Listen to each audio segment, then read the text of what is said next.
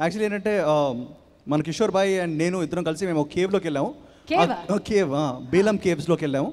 3 కిలోమీటర్లు నడిచారు అతను. ఒక్కసారి కేవ్లోకి వెళ్ళిన తర్వాత అంటే నిజంగా ఝాన్సీ గారు నా లైఫ్లో ఎప్పుడు అనుకునే ఇట్లా ఒక మంచి ఆడియో మీట్లో ఈ సినిమాకి చాలా కష్టపడ్డానని చెప్దాం అనుకునే ఎప్పుడు ఆ ఛాన్స్ దొరకలా.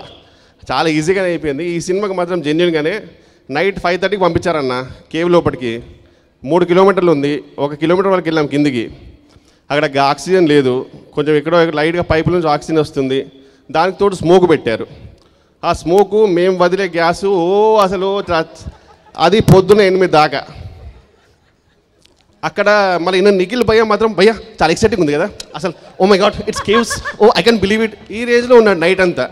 మాకు ఇక్కడ పులుసు గారిపోతుంది. ఆయనకేం తెలుసు, ఆయన ఏ ఎనర్జీ.